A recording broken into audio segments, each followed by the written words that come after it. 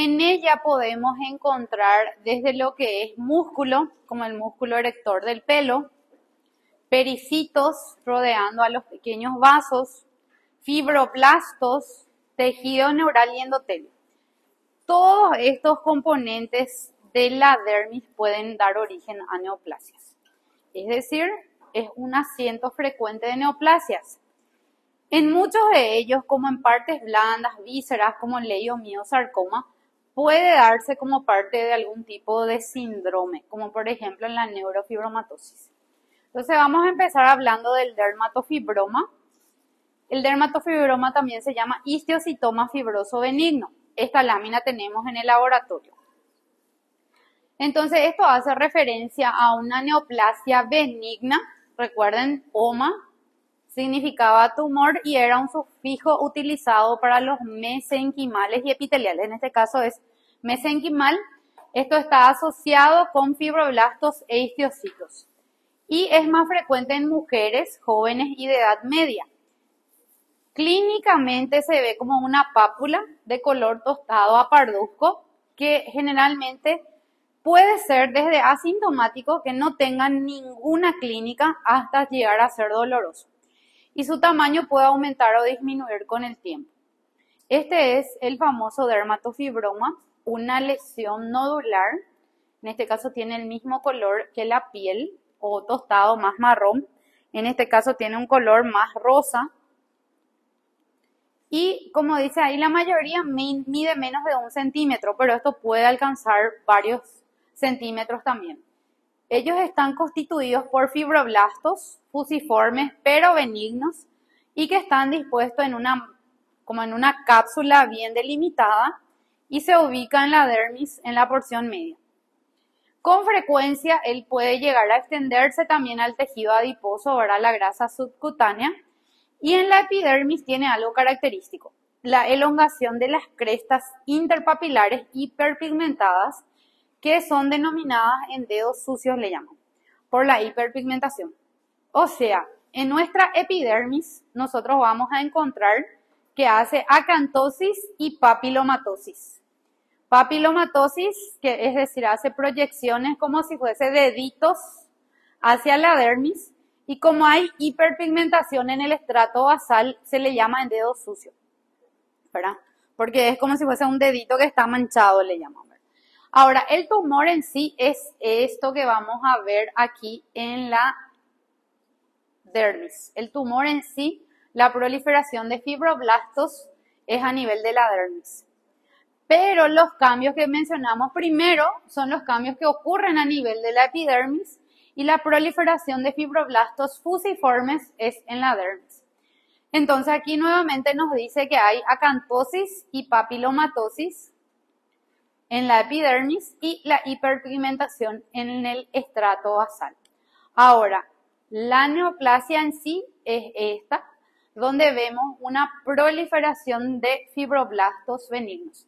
Si esto nosotros acercamos la lámina, vamos a ir viendo que hay un denso colágeno y que está revestido por fibroblastos fusiformes y no tiene atipias. Entonces, por la clínica es una lesión en forma de nódulo, ¿verdad? Una lesión nodular, una lesión sobrelevada, que puede tener el mismo color que la piel o tener un color más rosa, más amarronado, e histológicamente presenta cambios ya desde la epidermis, donde hace acantosis y papilomatosis con hiperpigmentación en el estrato basal, que es lo que se llama imagen en dedos sucios, ¿verdad? Ahora, el tumor en sí está en la dermis, porque recuerden, esta clase es de tumores de la dermis, donde vamos a ver colágeno, vamos a ver la presencia de fibroblastos fusiformes.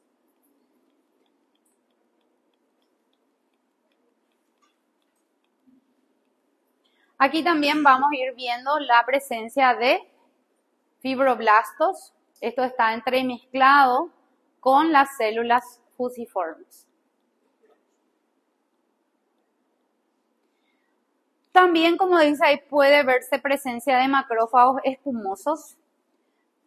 En cuanto a la histogénesis, es desconocida, no se sabe la causa, pero se piensa que esto surge después de un traumatismo. O sea, un golpe en esa zona que hace que sea una respuesta anormal ante un proceso inflamatorio o una lesión. O sea, eso es lo que se piensa, que pueden hacer de algún tipo de golpe, de algún tipo de traumatismo. Ahora, la contraparte maligna sería el dermatofibrosarcoma protuberans, se llama. Sí. Colágeno. Haces de colágeno y alrededor estos todos son fibroblastos. No parece queratina. Es cuestión de mirar bien. Esta es por la lámina misma, pero normalmente así se ve. Esta es la imagen clásica. Aquí lo que hay que tener en cuenta es las células que son fibroblastos. Ahora, el dermatofibrosarcoma protuberans hace referencia a un sarcoma, pero que es bien diferenciado de la piel. Localmente es agresivo y rara vez hace metástasis.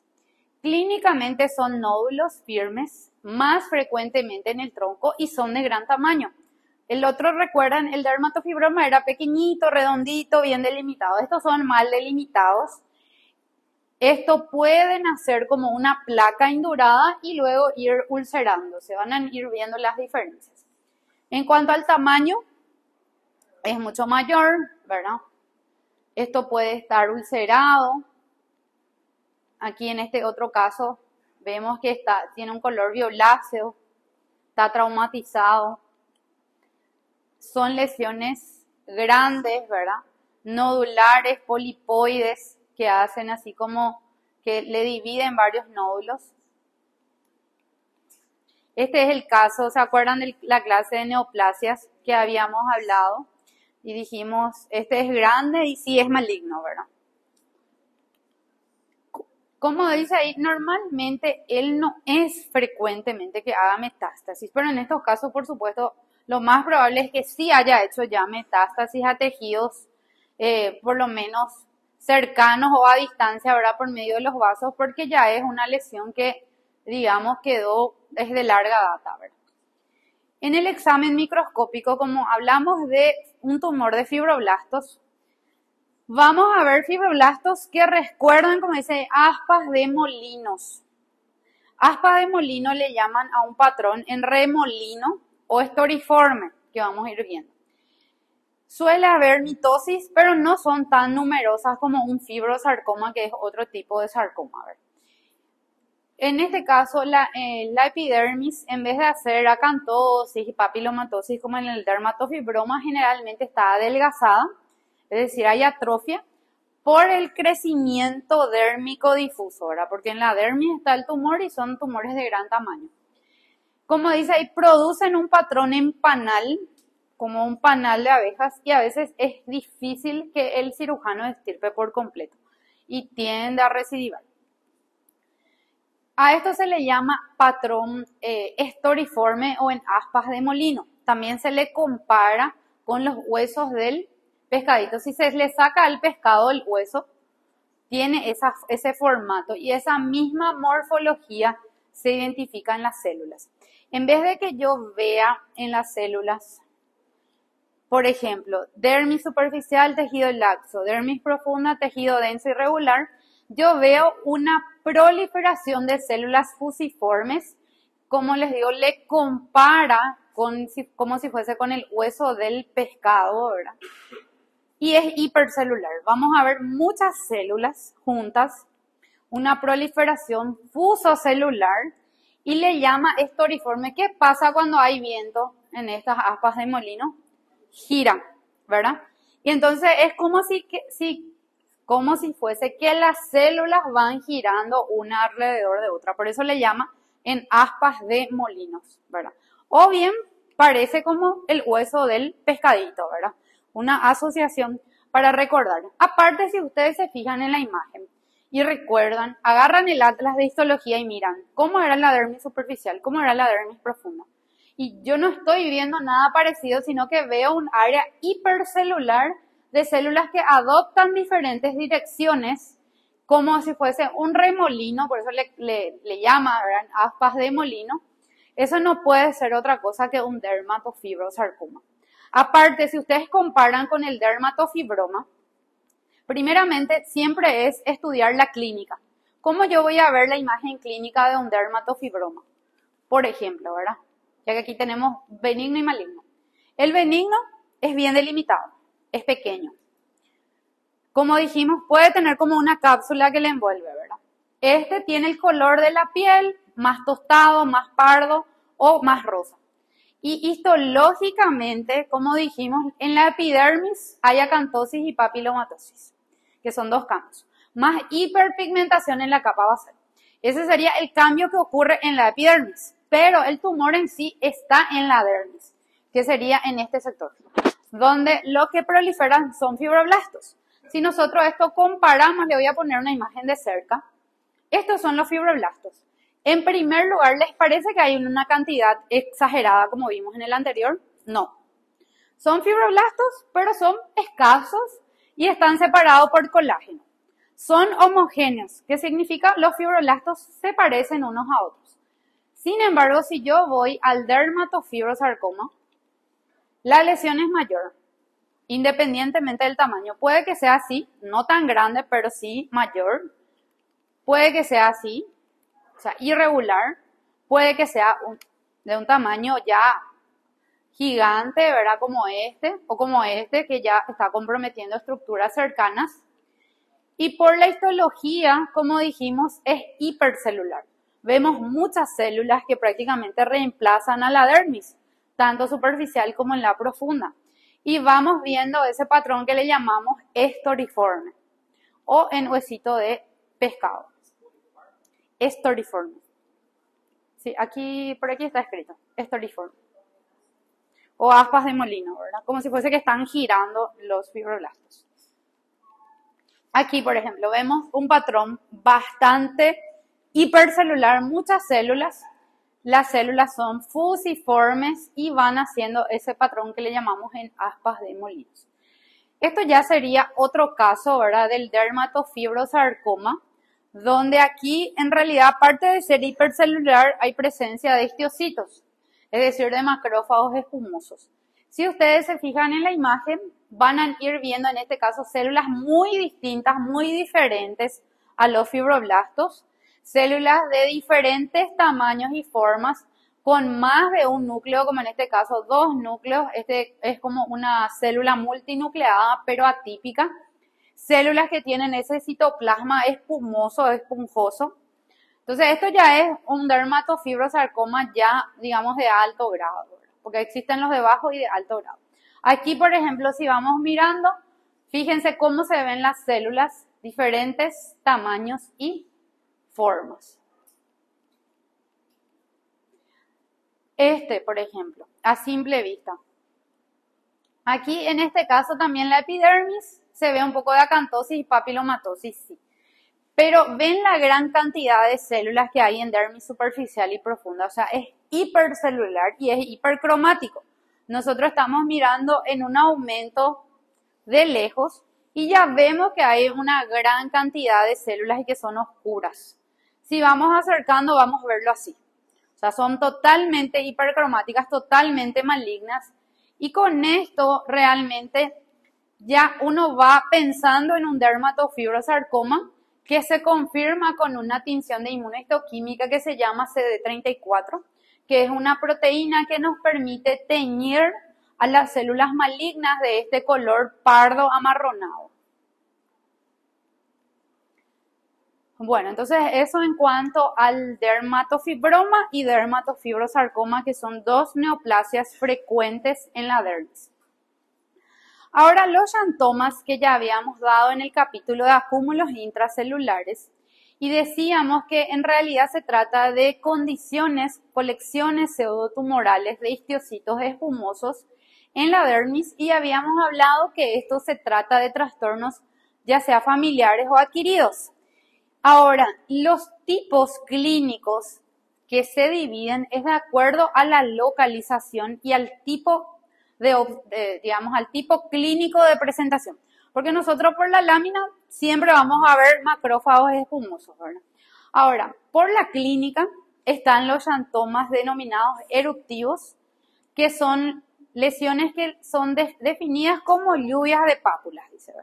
Esto depende de la cantidad de triglicéridos y lípidos que presenta el paciente. Se localizan en nalgas, parte posterior de rodillas y codos. Entonces, clínicamente se dan así como lesiones múltiples, lesiones en forma de pápulas cupuliformes sobreelevadas, como ven ahí, ¿verdad? Si esto nosotros biopsiamos, vamos a ver la presencia de macrófagos espumosos. De una vez vamos a ir observando todas las imágenes histológicas. Por la clínica también tenemos los xantomas tuberosos o tendinosos. Estos son presentados como nódulos amarillos que se encuentran ya sea en el tendón de Aquiles o tendones extensores de los dedos de la mano. Estos van causando clínicamente deformidades, como ven ahí. Lesiones sobreelevadas nodulares que van deformando la morfología de los dedos, ¿verdad? Por eso es que muchas veces acuden a la consulta. A nivel de los tendones de las manos, ¿verdad? A nivel de los tendones, en este caso, ya afectando lo que es parte del tobillo, ¿verdad? También los planos que se asocian con una patología que van a estudiar en clínica médica que se llama cirrosis biliar primaria. Son lesiones que van apareciendo en las palmas de las manos, también en forma de pápulas amarillentas, o bien el xantelasma, que hace referencia a la presencia de placas blandas de color amarillento que van afectando a los párpados. Entonces, la clínica define, ¿verdad?, cómo se va a llamar, si es xantelasma, xantoma plano, xantoma tendinoso o el xantoma que habíamos hablado, el eruptivo, ¿verdad? El eruptivo. Entonces, de acuerdo a la clínica, recibe su nombre. De acuerdo a la histopatología, vamos a ver en todas la presencia de macrófagos espumosos. Es decir, si nosotros llegamos a biopsiar, vamos a encontrar la presencia de macrófagos, que nos habla de que es algo benigno, cargado de lípidos, es decir, es espumoso. En el interior de estas células puede haber colesterol, fosfolípidos, triglicéridos, y esto es variable, la presencia de células inflamatorias que pueden estar presentes en mayor o menor cantidad y áreas de fibrosis. Entonces, nosotros aquí en este caso, la epidermis no muestra muchos cambios. Sin embargo, en la dermis superficial y en la profunda, en vez de ver tejido laxo, tejido denso, irregular, vamos a ver la presencia de numerosos macrófagos espumosos. A medida que nosotros vamos acercando la imagen, vamos a ver la presencia de macrófagos espumosos. Bueno, entonces xantoma es algo que ustedes ya habían estudiado en el capítulo de acúmulos. Entonces aquí nuevamente mencionamos porque esto puede estar en la dermis. Y estamos hablando de patologías de la dermis. Tumores vasculares. Los tumores vasculares tenemos los hemangiomas. Esta es una clase que vamos a dar recién cuando entremos en cardiovascular. Pero aquí vamos a tocar, digamos, y vamos a definir y simplemente hablar a grandes rasgos. Esto, les repito, hay una clase que se llama tumores vasculares. Entonces aquí es solamente dar una introducción de que en la dermis podemos encontrar varias neoplasias, desde el hemangioma, el sarcoma de Kaposi y los angiosarcomas. Así como también podemos tener lesiones que se denominan mancha en vino de Oporto o nevus flammeus. Clínicamente, ellos son diferentes. Algunos se pueden tratar con cirugía y otros generalmente se le hace un tratamiento farmacológico. Ahora, en los adultos pueden aumentar de tamaño y llevar a una trombosis, mientras que en los niños pueden regresar, significa retroceder y hacer fibrosis. Primero vamos a hablar del nevus flammeus o mancha de vino de Oporto, que en realidad se trata de una malformación vascular. que se localiza en la dermis. En realidad, como dice ahí, se caracteriza por una ectasia de capilares, capilares que están ectásicos y que clínicamente da una imagen en forma de mancha. Como dice ahí, en el pasado se pensaba que era un hemangioma, el nevus flammeus, pero después se comprobó que no es un hemangioma. Y aquí dice, por desgracia no lo es, porque esto es difícil de retirar. El hemangioma es un tumor que se puede extirpar, ¿verdad? Dependiendo del tipo, o hacer un tratamiento, y va a responder al tratamiento. Pero esto normalmente no responde porque es una malformación, ¿entienden? Les voy a mostrar cómo se ve. Es así, ¿verdad? Es una malformación con capilares ectásicos. Como ven aquí hasta el ojo tiene, ¿verdad? Ese color. Entonces esto se llama mancha de vino en Oporto o nevus flammeus. Como un lunar rojo. No sé si alguna vez llegaron a escuchar. Tiene un lunar rojo, ¿verdad? Es este. Y como les digo, como aquí mismo dice la literatura, ¿verdad? Por desgracia, dice. ¿Por qué? Porque el hemangioma por lo menos tiene un tratamiento, se puede extirpar, se puede hacer varios tratamientos. Sin embargo, como es una malformación, esto lo que se puede ir haciendo es con láser, ver si va respondiendo, va aclarando, ¿verdad? Si no, así ellos son personas que de por vida tienen estas manchas, ¿verdad? A algunos les molesta y otros no, ¿verdad? Este es un hemangioma que después vamos a clasificar, se llama hemangioma cavernoso. El hemangioma cavernoso, como vamos a estudiar en tumores vasculares, sí es quirúrgico. Esto se puede extirpar porque es una lesión en forma de nódulo. Entonces es quirúrgico y esto no va a retroceder, o sea, no se va a revertir el caso. Y bueno, se extirpó, terminó el problema. Ahora, el hemangioma capilar, que es este que estamos viendo aquí, se ven ya como una lesión plana. Entonces es más difícil de esto extirpar y normalmente esto va desapareciendo solo, ¿verdad? Hay niños que nacen con hemangiomas y posteriormente cuando van alcanzando 5 o 6 años desaparece. Hay veces como en este caso, ¿verdad? Como está prácticamente en gran parte del rostro y del cuello, se hace un tratamiento farmacológico que ayuda a que esto vaya retrocediendo, ¿verdad? ¿Conocen a alguien que tiene hemangioma? ¿Ya vieron? Es bastante común.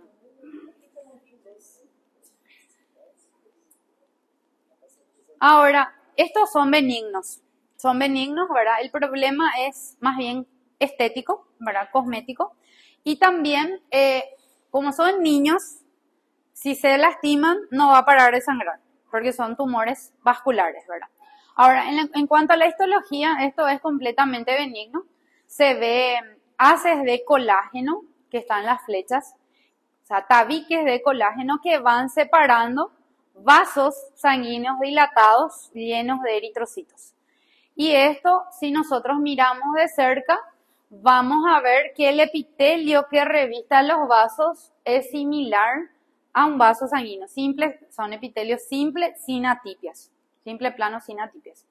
Aquí también vemos vasos que van, digamos, que están separados por los tabiques de tejido conectivo y el epitelio que le va a revestir es un epitelio sin atipias, es decir, sin aquella morfología que habíamos hablado como fenotipo o retrato de la célula maligna. Entonces, aquí es nada más saber que los hemangiomas, o sea, los tumores vasculares en sí, son neoplasias que vamos a encontrar en la dermis, ¿verdad? Porque como les digo, esto hay toda una clase para explicar. Tumores vasculares. Entonces, aquí también hay que hacer diferencia con otras neoplasias, como una hiperplasia vascular dérmica, granulomas piógenos, que en realidad son considerados hemangiomas capilares lobulados, que vamos a ver más adelante. El sarcoma de Kaposi, que es una neoplasia vascular ya considerada como maligna de bajo grado, y el angiosarcoma, que es propiamente maligno. Este es el hemangioma capilar lobulado, que también es frecuente y es el que surge después de un traumatismo. O sea, la etiopatogenia se piensa que es por un traumatismo previo y se ve una proliferación de vasos, pero pequeños, que vamos a ir estudiando también más adelante en la dermis. El sarcoma de Kaposi, que también vamos a estar estudiando, es una neoplasia de células fusiformes, o sea, donde las células, en vez de ser planas simples, son fusocelulares, son malignas y esto va reemplazando en sí a lo que es la dermis. Esta clase también está dentro del capítulo de tumores vasculares.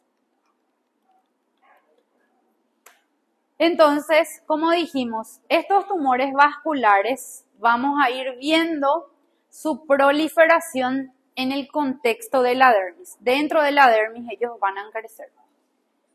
Después tenemos tumores vasculares que prácticamente, digamos, son neoplasias malignas como el angiosarcoma, donde el epitelio que le reviste ya no va a ser simple plano, sino bien atípico.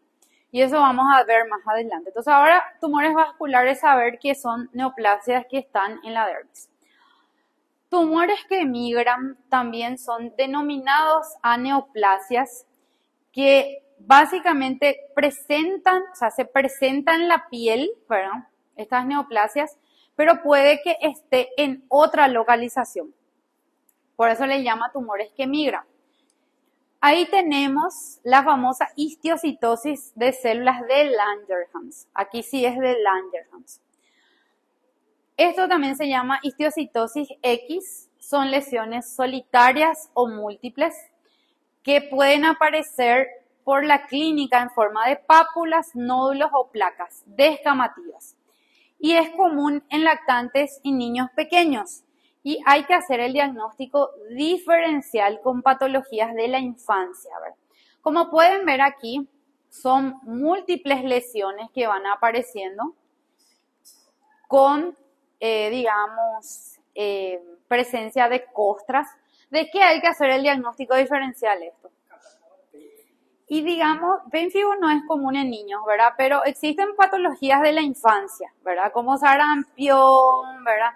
Rubeo, un montón de patologías de la infancia. ¿Verdad? Una vez que se descartó todo esto, porque ustedes saben, impetio, en niños ustedes van a dar, hay 5 a 6 patologías frecuentes inflamatorias.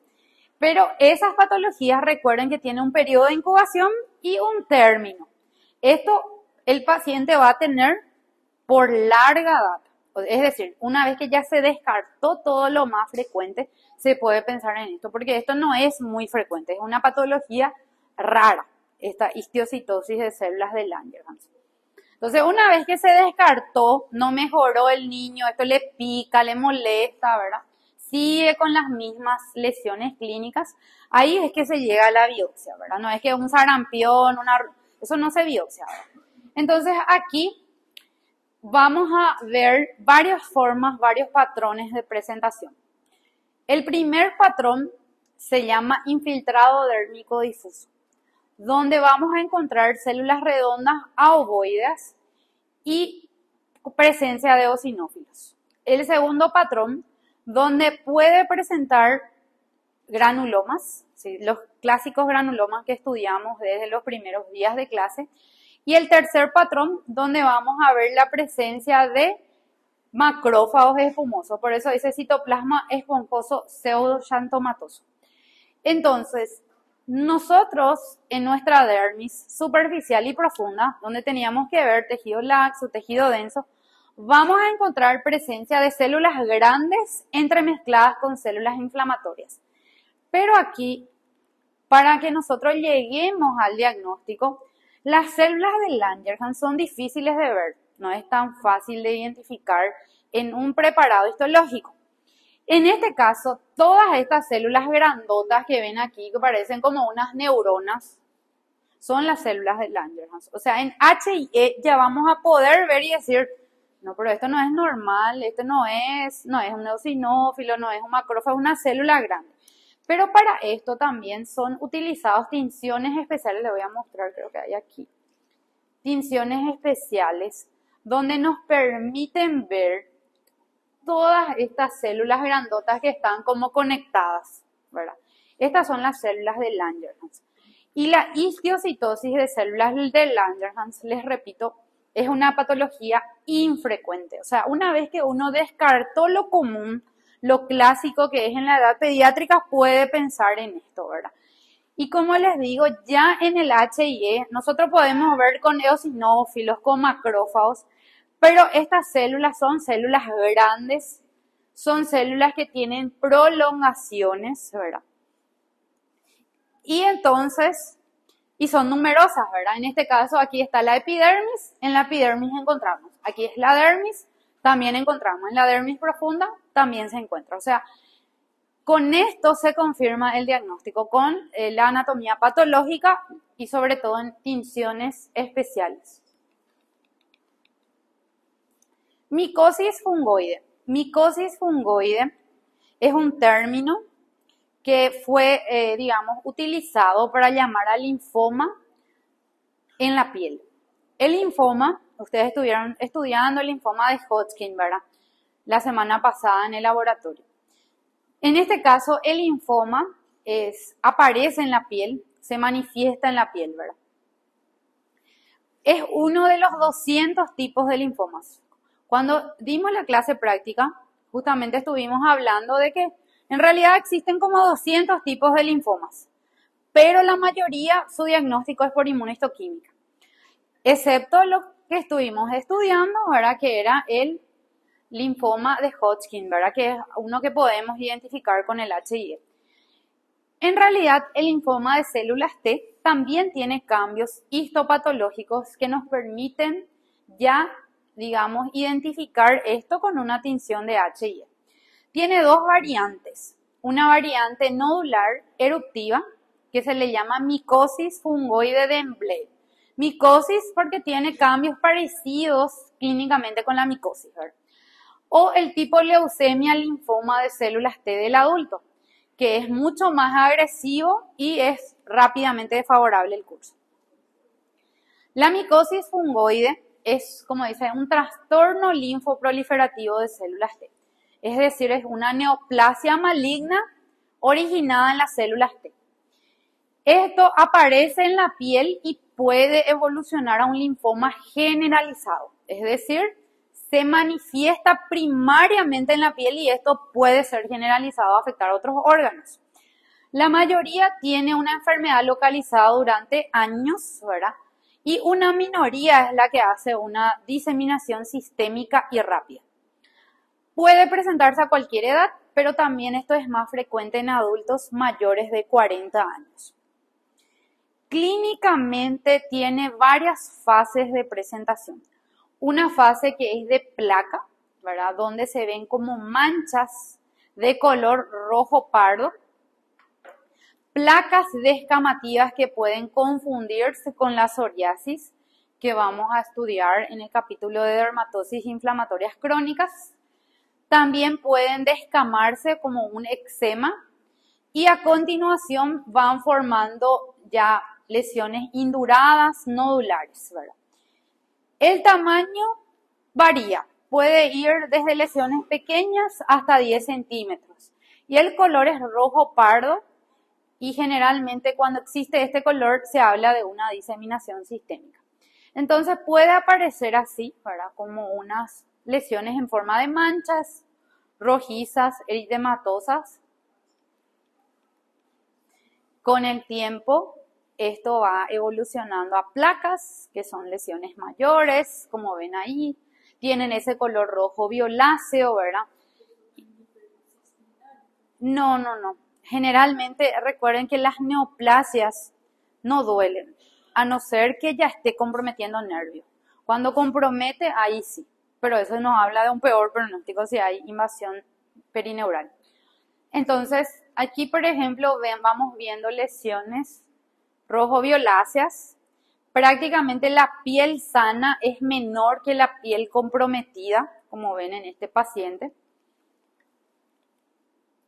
puede hacer este aspecto de nódulos y esto hay que hacer el diagnóstico diferencial con qué patología, que era nodular también, que acaban de rendir. Con la lepra, lepromatosa, ¿verdad? Que hace nódulos múltiples. Entonces, por eso ven que es muy complicado para los dermatólogos hacer un diagnóstico de entrada, sí o sí. Ellos necesitan hacer una buena historia clínica y hacer una toma de biopsia. En este caso se manifiesta como nódulos y esto va afectando todo el cuerpo. Como es un tumor de la piel, pero de células T, va afectando todo lo que es el tronco, extremidades, cara y cuero cabelludo. Y esto con el tiempo hace una siembra, es decir, hace lo que es una diseminación generalizada y ahí tenemos lo que se llama el síndrome de Sézary. El síndrome de Sézary es una forma agresiva del linfoma cutáneo de células T que tiene una triada característica. Eritrodermia, la piel se vuelve roja, bien roja. Linfoadenopatías, empieza a tener varios ganglios agrandados y se encuentra en la presencia de linfocitos atípicos que son denominados células de Sézary.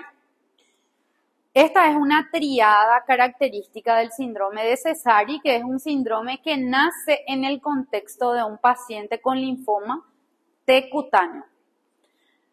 Esto sería la eritrodermia. Como ven, la piel en sí muda prácticamente en este paciente, le queda poco de piel sana, ¿verdad? Todo es compromiso ya de este linfoma, está comprometido, ¿verdad? Si esto nosotros vamos acercando, van a ver que la piel sana es poca comparando con la piel comprometida por el linfoma. Y en este caso, si nosotros vamos a describir la lesión clínica, vamos a decir que hay presencia de manchas. Recuerden que las manchas cuando eran pequeñas se llamaban máculas, pero una vez que las máculas se unen forman placas que son de mayor tamaño. En este caso, más bien que manchas son placas y nódulos, ¿verdad? Entonces dijimos que esto inicia como unas pequeñas manchitas, ¿verdad? Y esto se va generalizando como en este caso. Tiene lo que es la eritrodermia, es decir, la piel se vuelve roja. La presencia de ganglios se puede encontrar en cualquiera de las localizaciones agrandados y luego es buscar las células de Sézary. Entonces, dijimos que inicia como máculas, forman placas y nódulos. En este caso, son varias lesiones en forma de placa en estos pacientes. Y aquí nos habla de las diferentes fases. La fase de parche, ¿verdad? Que inicia como unas pequeñas manchas. En este otro caso ya son varias lesiones en forma de placa y luego por último van apareciendo los nódulos. Esto se debe tomar también por lo menos de 2 localizaciones de 2 lesiones para la biopsia. Y aquí nuestro sello diagnóstico serían la presencia de células atípicas que se llaman células de Sézary-Lutzner. En realidad se trata de linfocitos atípicos que podemos encontrar distribuidos en principio en la epidermis, formando como unos microabscesos. ¿Se acuerdan que hablábamos, por ejemplo, de microabscesos o abscesos cuando hay colección de neutrófilos, ¿verdad? En este caso le llaman microabsceso, ¿verdad? Pero a la colección de células malignas, de linfocitos malignos. Y estos microabscesos se llaman microabscesos de Poutrier. Se lee Poutrier, se escribe como está ahí, Poutrier. ¿Qué se trata de linfocitos malignos? Y como dice aquí, tiene un epidermotropismo. Epidermotropismo se refiere a que le gusta la epidermis. O sea, los microabscesos están distribuidos en la epidermis.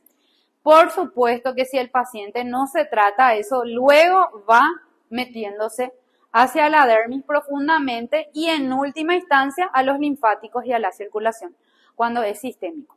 O sea, si hablamos de este linfoma, este es piel. pero él puede hacerse generalizado. Entonces, esto que vemos aquí, este grupo de células que están en la epidermis, es lo que se llama microabsceso de Poultry. Y estas células malignas que vemos aquí son los linfocitos atípicos, que es lo que se llama célula de Cesari-Lutzner. Entonces, si nosotros esto ponemos en un objetivo de 4, ahí ya vamos a encontrar la presencia de células atípicas, es decir, los microabscesos de Poultry. Pero esto tenemos que hacer el diagnóstico diferencial con psoriasis. Después le voy a mostrar psoriasis. En psoriasis se llama microabsceso de Munro y es otra cosa. Entonces, por eso es que es bastante importante la anatomía patológica para poder llegar al diagnóstico. Y la clínica del paciente tenemos que saber cuál es la manifestación clínica. En este caso, como dijimos, los microabscesos están en la epidermis. Tiene un epidermotropismo, se dice, le gusta la epidermis.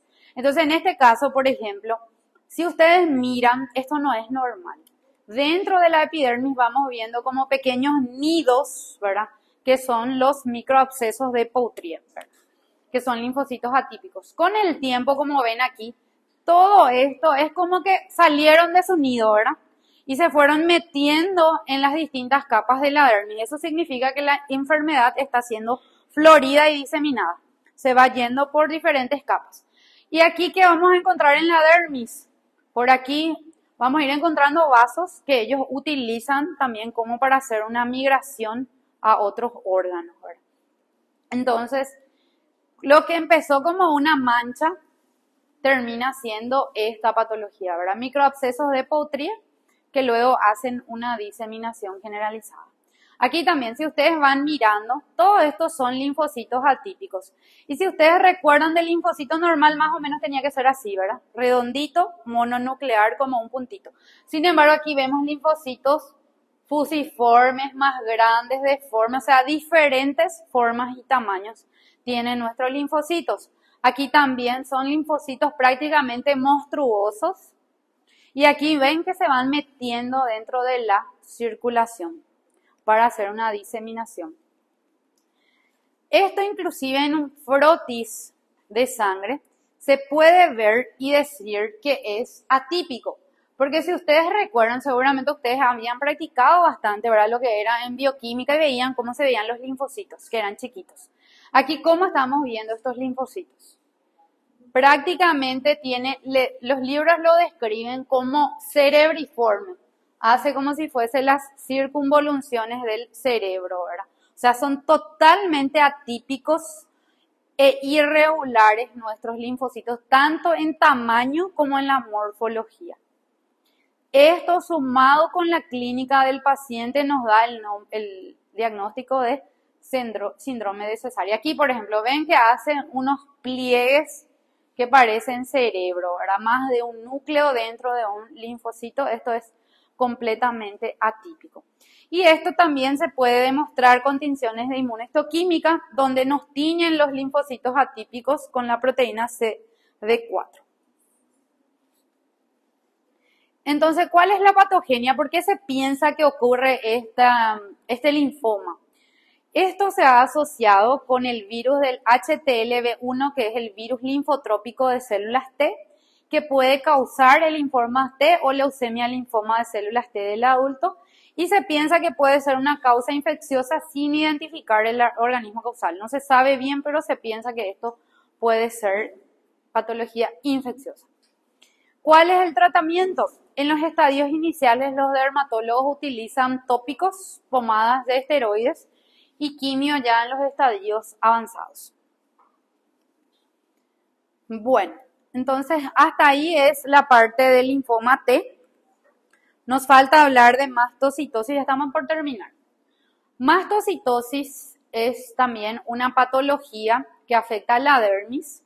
Son trastornos también infrecuentes de los mastocitos. Generalmente afecta a la piel, pero en casos graves puede afectar órganos. La forma cutánea predomina en niños y explica el 50% de lo que en pediatría se llama urticaria pigmentosa. Son lesiones múltiples que pueden iniciarse como lesiones solitarias y donde existe un infiltrado abundante de mastocitos. Mastocito es lo mismo que célula cebada. En individuos adultos, a diferencia de que la lesión esté en la piel, esto es generalizado y generalmente el pronóstico es malo. Al nacer, durante los primeros meses de vida, ¿verdad? Digamos, estos pacientes tienen la piel enrojecida, eritematosa, debido a que estos pacientes tienen alto contenido de histamina que es liberado por estos mastocitos. O sea, tiene demasiado de mastocito el paciente, ¿verdad? Y como dice ahí, esto puede aparecer en niños y confundirse también con otras lesiones cutáneas que pueden aparecer en la infancia. Pero esto va a predominar y no va a desaparecer. Ahora, si esto afecta hígado, vaso, médula ósea, ganglios linfáticos, o sea, si es sistémico, el pronóstico es malo. El cuadro clínico son lesiones múltiples, lesiones eritematosas, rojizas, simétricas, que tienen un aspecto redondo a oval. El color es rosa a marrón tostado. Y como dijimos, si es sistémico, afecta otros órganos y es grave. Ahora, los signos y síntomas que presenta el paciente es por la histamina, heparina y otras sustancias que van, digamos, liberando este exceso de mastocitos. Entonces, puede aparecer, así como ven en este bebé, lesiones múltiples, eritematosas, simétricas, que son pruriginosas y hay que hacer el diagnóstico diferencial con todas las patologías pediátricas, ¿verdad? Ahora, generalmente estos, digamos, hay que hacer un diagnóstico diferencial con lo que se llama escrito en la piel o dermografismo. Se utiliza un signo que los dermatólogos le llaman signo de Darrier positivo.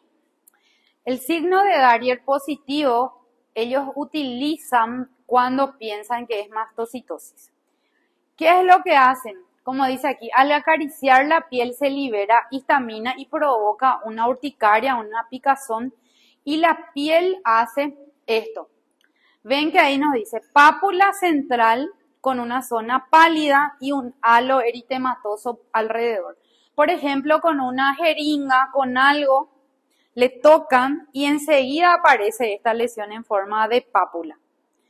Entonces ellos dicen, por la clínica es Darrier positivo, entonces esto se trata de una mastocitosis. No se trata de ninguna patología pediátrica de la infancia, ¿verdad? Ahora, existen también personas, y es por eso dice ahí, que hay que hacer el diagnóstico diferencial, que se llama dermografismo o escrito en la piel, que son personas predispuestas genéticamente, donde ellos, como nos dice ahí, con un toque localizado, ya queda con el mismo escrito en la piel. Por ejemplo, así, se escribe una palabra y queda, ¿verdad? Se hace ahí como ven, un tatetí, se queda. Entonces, esto no es mastocitosis, esto es una condición, digamos, genética donde las personas están predispuestas. Yo tenía una alumna que tenía esto. Todo lo que se escribe se queda, ¿verdad? Y va desapareciendo con el correr de las horas, ¿verdad? Esto no es mastocitosis, les repito, no es mastocitosis, se llama dermografismo. Entonces, dermografismo, como dijimos, esto es un edema, ¿verdad? Parecido a la urticaria cuando se toca con un objeto puntiagudo.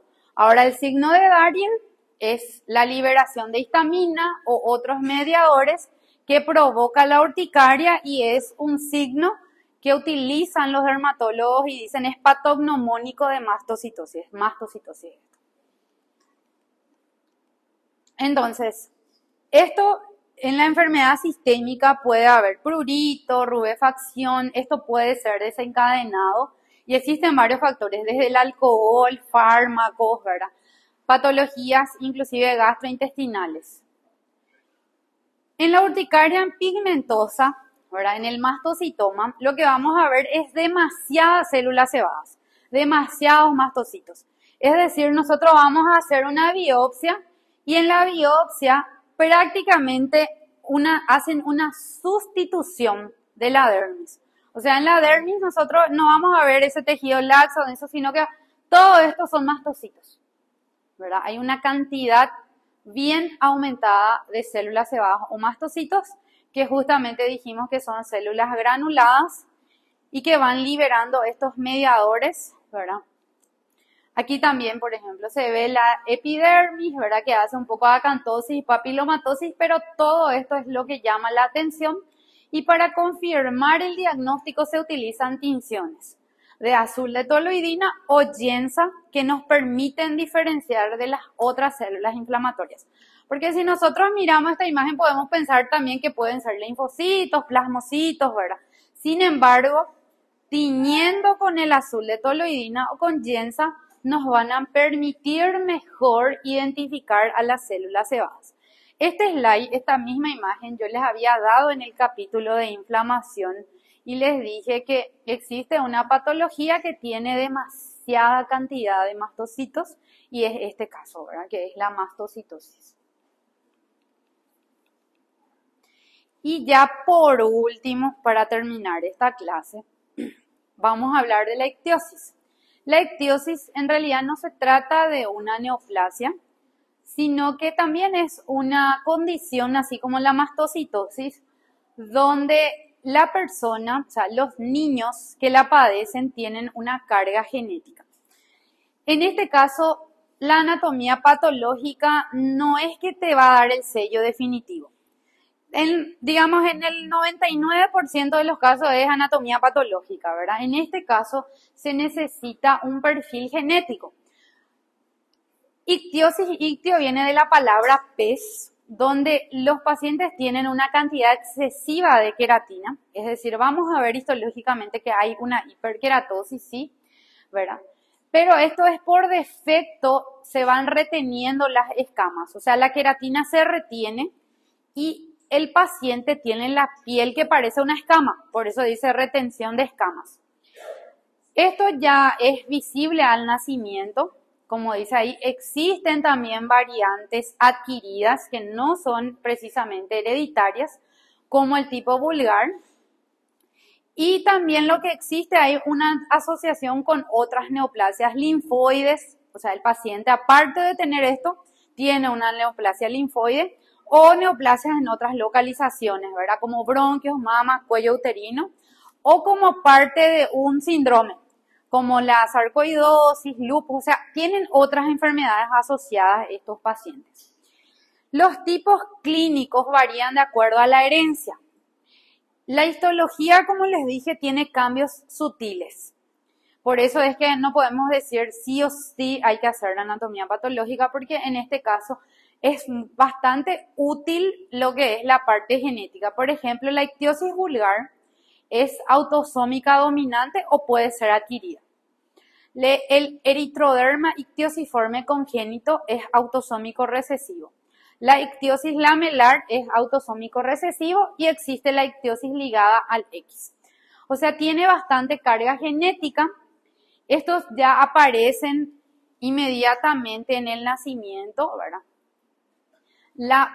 Digamos, la piel va formando como escamas parecidas a un pez, de ahí el nombre ictiosis.